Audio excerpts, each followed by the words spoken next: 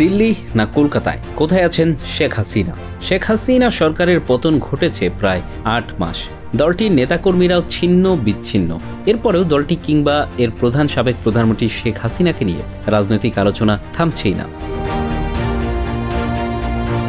এই ৮ মাসের প্রতিটি দিন শেখ হাসিনাকে নিয়ে বাংলাদেশের গণমাধ্যমে আলোচনা হয়েছে, যেমনটি ছিল এর আগেও ১৫ বছর। কখনো তিনি নিজে, কখনো শিক্ষার্থী কিংবা অন্য দলের তৎপরতার কারণে আস্তে আস্তে সক্রিয় হতে শুরু করেছে আওয়ামী লীগের নেতাকর্মীরাও। নানা গুঞ্জন ও তথ্যের ভিড়ে এখন সবথেকে আলোচিত বিষয় হলো তিনি আদৌ কোথায় আছেন। তিনি কি দিল্লিতে অবস্থান করছেন নাকি কলকাতায় আনা হয়েছে?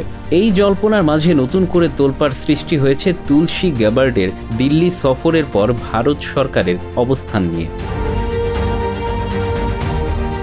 বাংলাদেশের রাজনৈতিক মহলে এখন সবচেয়ে বড় প্রশ্ন, শেখ হাসিনা কি দিল্লিতে নাকি কলকাতায়? ভারতীয় এবং বাংলাদেশের কিছু সংবাদ মাধ্যম দাবি করছে দিল্লির কোনো একটি সুরক্ষিত স্থানে থাকার পর তাকে কলকাতায় স্থানান্তর করা হয়েছে।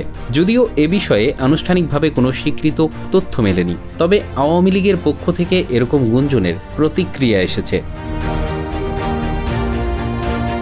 বিশেষ করে সামাজিক যোগাযোগ মাধ্যমে ছড়িয়ে পড়া কিছু অডিও ফুটেজ ও ছবির কারণে বিষয়টি আরও বেশি আলোচনায় এসেছে। এসব ছবি ও তথ্য যাচাই বাছাই করতে বিভিন্ন ফ্যাক্ট চেকিং প্ল্যাটফর্ম সক্রিয় হয়েছে। গত ১৫ বছরে দিল্লির সঙ্গে শেখ হাসিনার সম্পর্ক নানা মোড় নিয়েছে, কখনো অটুট বন্ধুত্ব, কখনো কূটনৈতিক টানাপোড়েন। সাম্প্রতিক সময়ে ভারত সরকারের পক্ষ থেকে শেখ হাসিনাকে শিক্ষা দেওয়ার কৌশল নেওয়ার বিষয়টি রাজনৈতিক বিশ্লেষকদের আলোচনার কেন্দ্রবিন্দুতে এসেছে। দিল্লির নীতি নির্ধারকরা কি শেখ হাসিনাকে আরও একবার ক্ষমতায় দেখতে চান, নাকি তাকে নিয়ে নতুন কোনো পরিকল্পনা আছে?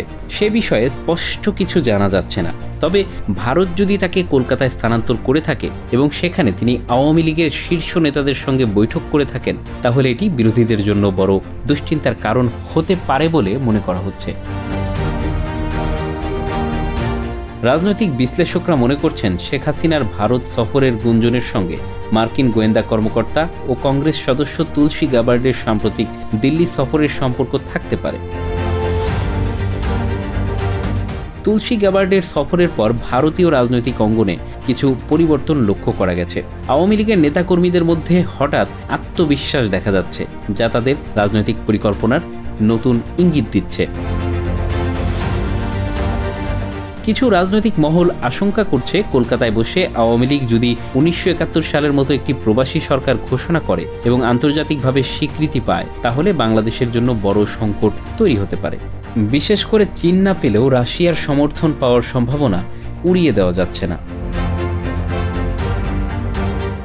ভারত যদি এই পরিকল্পনার মদত দেয়, তাহলে বাংলাদেশের অভ্যন্তরীণ রাজনীতিতে ব্যাপক অস্থিরতা সৃষ্টি হতে পারে।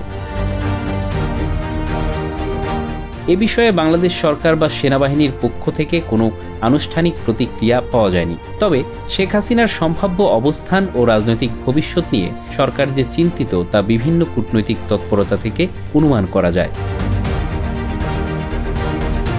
শেখ হাসিনার অবস্থান ও রাজনৈতিক ভবিষ্যৎ নিয়ে ধোঁয়াশা এখনও কাটেনি। যদি তিনি কলকাতায় থেকে আওয়ামী লীগের নেতৃত্ব পুনর্গঠনের চেষ্টা করেন, তাহলে বাংলাদেশের রাজনীতিতে নতুন মেরুকরণ দেখা যেতে পারে।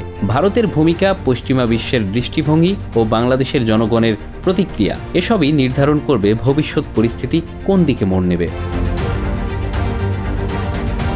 রাজনৈতিক বিশ্লেষকদের মতে সামনের দিনগুলোতে শেখ হাসিনার বিষয়টি বাংলাদেশের রাজনীতির মূল আলোচনার কেন্দ্রবিন্দুতে থাকবে। Bangla affairs news desk.